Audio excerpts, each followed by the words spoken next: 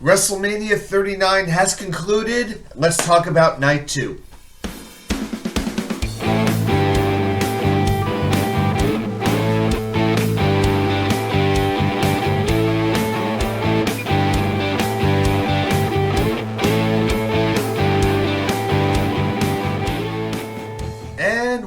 Well, welcome back to New York Sports WickerMedia. I'm Watu-K99. Thank you, as always, for taking the time to watch these videos. So, we did our video last night talking about Night 1, a universally praised card. People all over the internet were singing the praises of WWE, talking about how great the matches were, the finishes were, the entrances. People love Night 1 of WrestleMania 39. Tonight, though, Night 2 is going to be a little bit more divisive. You could say quite a bit about the matches. They were great matches, but then there were throwaway matches. There were some finishes that were very questionable as well in my mind. We're going to talk all about that today. So let's get right into it. So your first match tonight was Brock Lesnar against Omos. You know, it was exactly what it needed to be. It lasted under 5 minutes. The entrances took longer than the match themselves. Omos took control of the match early, really dominated it. Once Brock was able to get a little bit of control, once Omos made a mistake, hit his head on the turnbuckle, Brock hits him with a German suplex, a belly to back.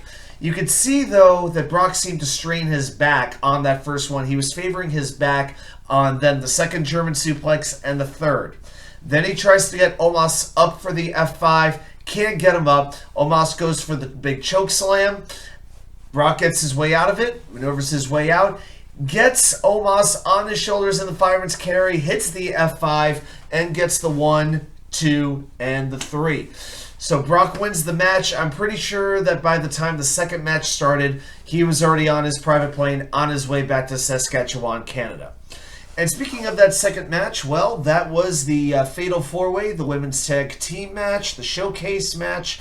So you had Livmorgan and Raquel Gonzalez, you had Chelseagreen and Sonyadeville, you had Natalya and Shotzi Blackheart, and you had Rondarousey and Shaynabaszler. The crowd did not give a rip about this match.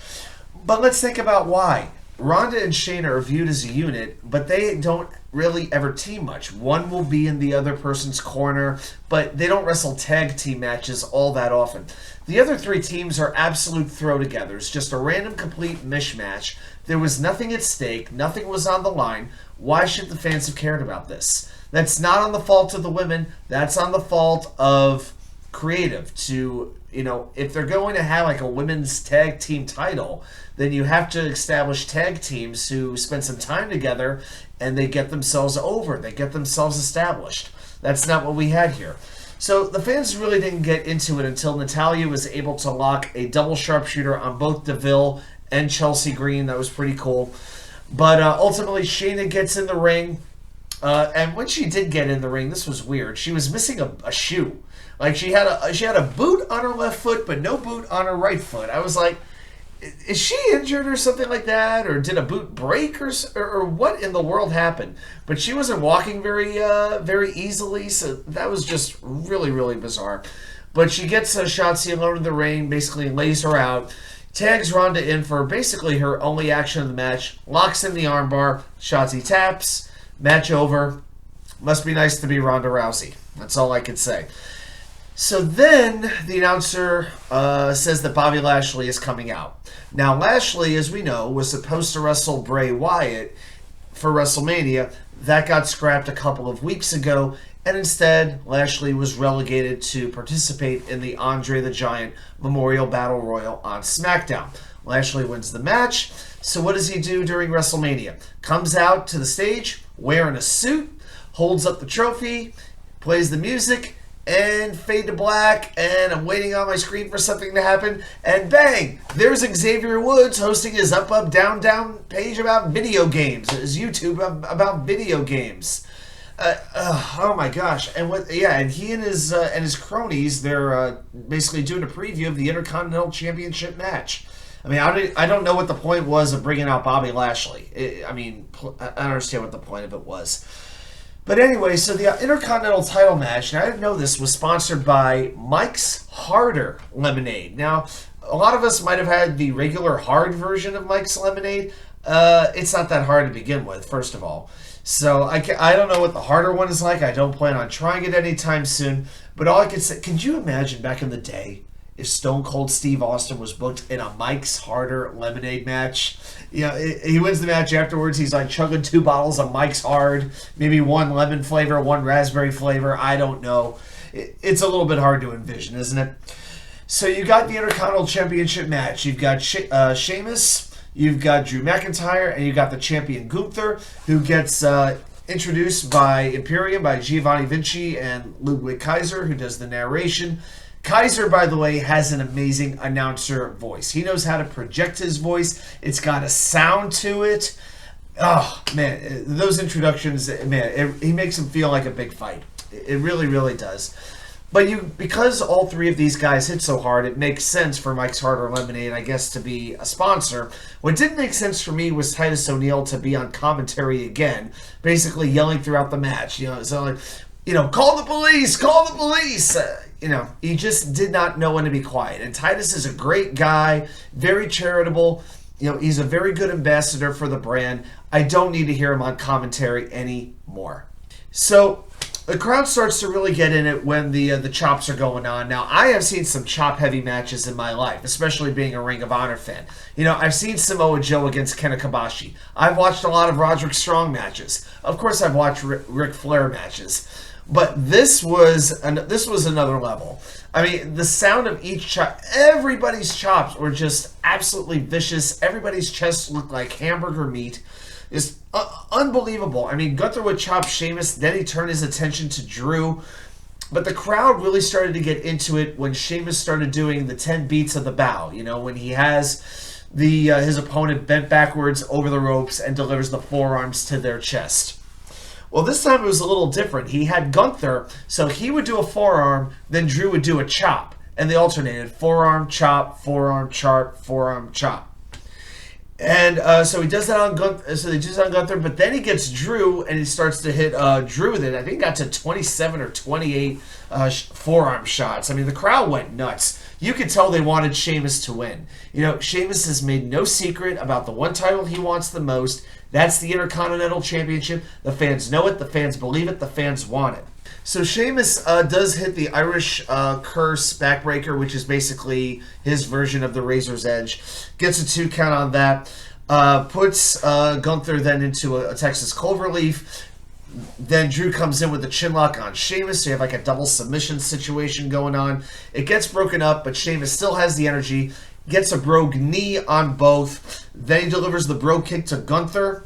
And there's the big count. 1, 2, and Drew pulls Sheamus out of the ring. Drew cost Sheamus the Intercontinental Championship. They start going back and forth. They fight their way around the ring. Drew gets in the ring and does something I don't think we've ever seen him do. Runs to one side of the ring, to the other side of the ring, and does a somersault plancha over the top rope onto Sheamus. Very out of the realm for Drew to do a dive, but he did it, and it looked great. Back in the ring, he was going to hit the Claymore on Sheamus. And by the way, at this point, Gunther is like MIA. Like, there's no sign of him anywhere. At this point, it's really Drew and Sheamus going at it. So Drew gets Sheamus back in the ring, and he's doing the 3-2-1 countdown to the bro kick, and he starts to do the charge to deliver the kick, but Sheamus counters with the bro kick. Absolutely drills Drew, and he goes for the cover. Now, as the way that this was shot, the camera really zoomed in on Sheamus covering Drew, and it was so tight that I'm like, uh-oh, Gunther's about to counter this. 1, 2, camera zooms out, and here's Gunther flying through the air, delivering a splash from the top rope onto both of his opponents, and he is screaming like this is his one last burst. He picks up Drew for a power bombs him onto Sheamus. Sheamus rolls out of the ring, delivers one more power bomb to Drew. 1, 2, and 3. Gunther retains the Intercontinental Championship up to 296 days, nearly a full year as Intercontinental Championship as the champion, something that not a lot of us expected to see. I think most of us thought that Sheamus was going to win this match. With Drew and his contract situation, it wasn't realistic that Drew would win. But fantastic job. At this point, I think you have to keep rolling with Gunther as the IC champ. Get to the 1 year. You know, the Honky Tonk Man was Intercontinental Champion, as Santino Marella used to say back in the day, for 64 weeks, as he said back then. Okay, so basically you're looking at about 15 months worth. So at this point, Gunther is up to about 10, about 10-ish, right around the 10-month mark. So he's got 5 more months to go. He can absolutely do it, and at this point, I really hope he does. Okay, so then we have the Raw Women's Championship match. Biancabelair defending against Asuka. Bianca's entrance was fantastic with the dancers from Harlem, the little girl, not Harlem, from Compton, excuse me. You had the little girls dancing. They were absolutely fantastic. Great energy, really, really cool. Not a whole lot to say, except these two were in a rough spot between bad build and a bad spot on the card right after the IC title match, but I really did like the finish. So at one point, Asuka attempts to spray the mist onto Bianca. She misses. Bianca attempts to take her hair whip and whip Asuka. That misses. And so then Bianca tries to get her up for the KOD for her finish. Asuka counters it into the armbar, to the arm lock, has her down for about a minute, but Bianca slowly begins to power her way up. I mean, Biancabelair may be the strongest woman in WWE since Chyna. Going back, you know, you may have to go back all the way to Chyna to find a woman who has that same level of strength. And Bianca powers Asuka up, hits the KOD, the Kiss of Death finisher, gets the victory, and Biancabelair is now 3 for 3 at WrestleMania. You know, maybe she's starting a little streak of her own. I mean, I don't think she's getting to 26-0 like the Undertaker did, or 21-0. Yeah, the Undertaker got to 21-0. I don't think Bianca's going to get to 21 victories, but maybe she could have a little run. I mean, who knows what just might happen. So then the hosts come down to the ring. You got The Miz and you got Snoop Dogg. And The Miz is still a little bit peeved at Snoop for booking him into a match the previous night against Pat McAfee when The Miz was not ready to wrestle. And so with the complaining, Snoop interprets that as Miz wants another match tonight. And he said, yep, I got somebody in mind. My bad. I got somebody in mind. And all of a sudden the music plays, Here Comes the Money, and Shane McMahon comes down to the ring. My biggest concern was he was going to be blown up by the time he got down to the ring. So he and Miz start fighting, and probably 30 seconds into the match they do a leapfrog spot where Shane drops down, Miz runs over him, and then Miz runs back the other way, and Shane attempts to jump over the Miz and blows his left knee out. I'm not laughing at the injury, just at the absurdity of it and just how ridiculous it is, because I don't even know why it had to happen to begin with.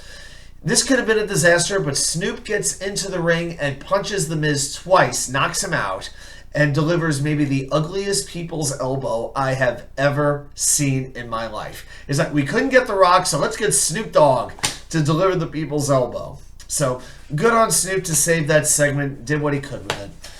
Okay, then came the Hell in a Cell match. So this was being sponsored by the Pope's Exorcist, which looks like an absolutely horrendous horror flick. I've seen the trailer for it when I went to go see John Wick. I could barely get through the trailer. It was so graphically disturbing. Not my kind of movie. I'm sure for some people it will be. Not me. So Edge had a really cool entrance coming up through the fire on the stage like he used to do when he was back in the Brood. Although we didn't have Brood music, that old school Brood theme. It was a little bit of a different music. Then the lights go, and he also had like a silver mask, like a skeleton mask going on. All of a sudden, out go the lights, and boom, there's Edge, and Alter Bridge starts to play. The song Metalingus by Alter Bridge. And he goes to the ring. Finn Balor's entrance was a little bit weird. Now, I knew he was going to be the demon, so he'd have the body paint. But he came to the ring with his old babyface theme music. It's good music, don't get me wrong. But in a match where Balor is supposed to be the heel, you know, that music, you know, incites people to do the spreading out their arms and doing that a couple of times. As a heel, that doesn't make sense. You don't want them doing those things along with you. I mean, the idea is to get booed. So I felt like it didn't make a whole lot of sense, because what is the demon as a babyface versus the demon as a heel? The answer was there was no difference except a little bit of purple paint instead of like all red and black and white. So to me, this felt very weird. It felt a little bit backwards. One of the big moments was when Edge basically threw like a ladder, sort of like a basketball pass, like a two-hand pass right at Balor, hit him in the head, and it busted him open. You could see the droplets of blood starting to form on the mat, and the camera would zoom in on Edge because the medics were in the ring trying to clean up Balor, which never goes over very well when it's a freaking Hell in a Cell match and you're trying to clean up the blood. Different times to say the least. So eventually, I'd say probably the biggest spot of the match was Balor's laying waste to Edge, hitting him in the back and in the chest with chairs, lays him down on the table in the ring, climbs up to the turnbuckle to deliver the coup de grace, which is a double stomp into his opponent's chest and stomach. But all of a sudden, Finn's about to jump, but then he has an epiphany. Wait a minute. He's in Hell in a Cell. He's going to jump higher. And there just so happens to be just a little platform about halfway up the cell. So Finn gets his way up there, jumps off the platform right through the table because Edge had already moved. Balor absolutely crashes and burns. Edge delivers a spear. Balor does kick out, but at this point he's pretty much at the worst for wear. Edge wears him out with the chair, delivers a concerto, finishes off the match. 1, 2, 3. Edge wins the Hell in a Cell match. Pretty good, but I felt like with a lot of these matches, they were okay matches with maybe a memorable spot here and there, but most of the matches I felt on night 2 were just not that special. To me, there was really two. It was the Intercontinental Championship match and the main event, which we're going to talk about right now. Roman Reigns defending the Universal Championship against the American Nightmare, Cody Rhodes. Cody comes out to one of the biggest possible babyface entrances you can have, outside of John Cena with Make-A-Wish Kids. But Cody gives his weight belt to Luke Harper / Brody Lee's son, who is in the front row, along with the rest of the Rhodes family. His wife, his child was there, his mom, one of his siblings. Sadly, Dustin wasn't there. Would have been really cool to see Dustin there, but it didn't work out. Then comes Roman to the ring, first being serenaded by 6 pianos playing this glorious melody to give this big fight feel. Very elegant, very beautiful. And here comes the Tribal Chief, accompanied by Paul Heyman and Solo Sikoa. I love that Roman took the mic and said, "WrestleMania, acknowledge me," just to get that going right there. And I gotta say, when those two things happened, I had a feeling that Cody was really gonna win, because there's a lot of times when somebody gets like that special entrance, especially in a main event, it doesn't always have a good omen. You know, it's like, yeah, you're gonna lose this match, but we're gonna give you this music. And then when he did the whole acknowledge me, I felt like it might be one of the last times we would ever hear it. So Roman controls most of the match early. Cody would have little flickers of offense, but he would become overzealous, and Roman would be able to counter. He'd be one step ahead, let Cody crash and burn, different things like that. You know, Roman really had the edge early. It wasn't until they got to the outside of the ring. Roman was going to powerbomb Cody through a table, the announce table, but Roman gets backdropped by Cody through the table. Throws him into the ring, hits the Cody cutter, which is the springboard cutter. 1, 2, Roman kicks out. Match continues. Solo at that point starts to gets Cody, whips him with his weight belt. Referee sees it, throws out Solo. So at that point, we figured we've seen the end of Solo Sikoa, and it's just Paul Heyman at ringside. So Cody soon hits a crossroads. Roman kicks out. Then Roman goes for the Superman punch. It gets countered to a pedigree. Roman kicks out. Cody gets Roman in a figure 4 leg lock. Roman gets to the ropes.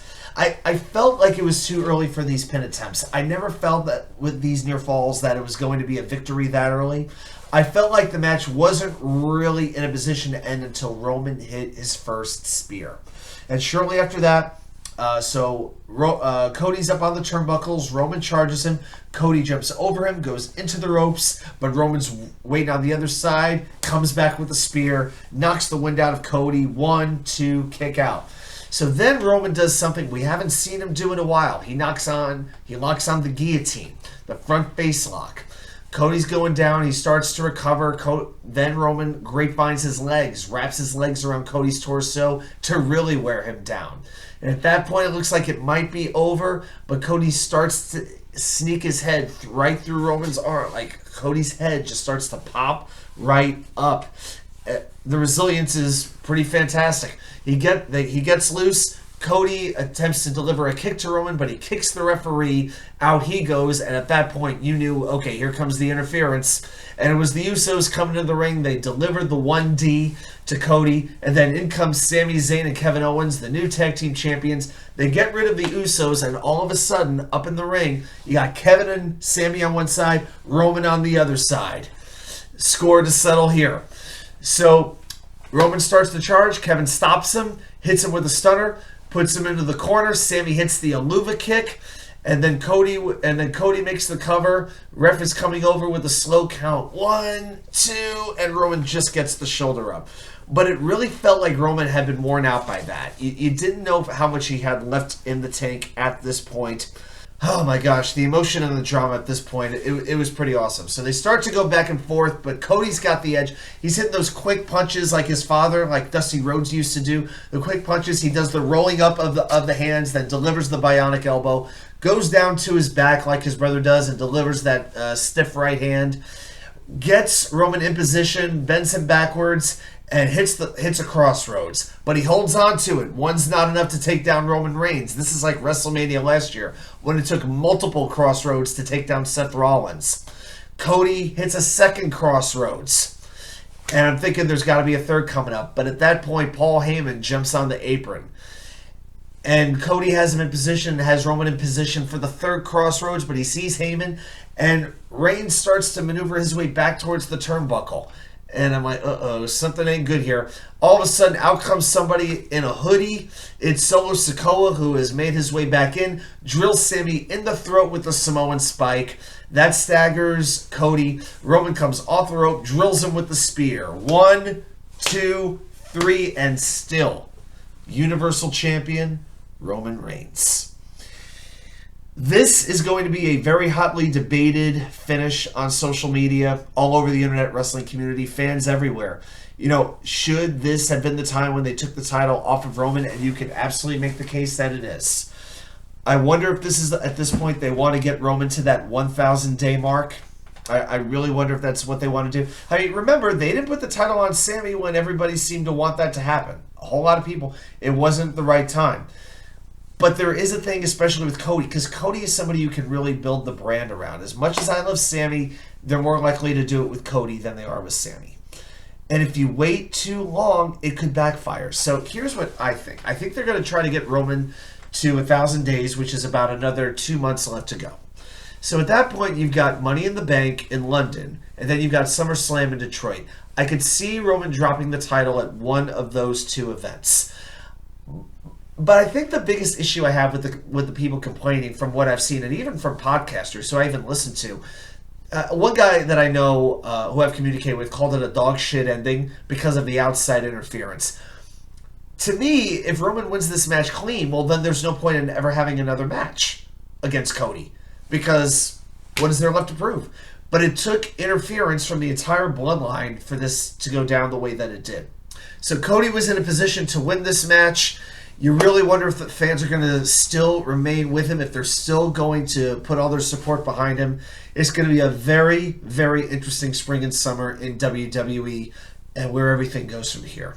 So those are my thoughts on WrestleMania. If you watch the show, I want to see yours. Put them down in the comments. What did you think of Night 1 versus Night 2? What was your favorite match? What were your thoughts on the Roman Reigns versus Cody Rhodes match? I'd really like to know. All right, well, thanks everybody for watching. I'll see you right back here with more content from you know where. The Wicker Chair.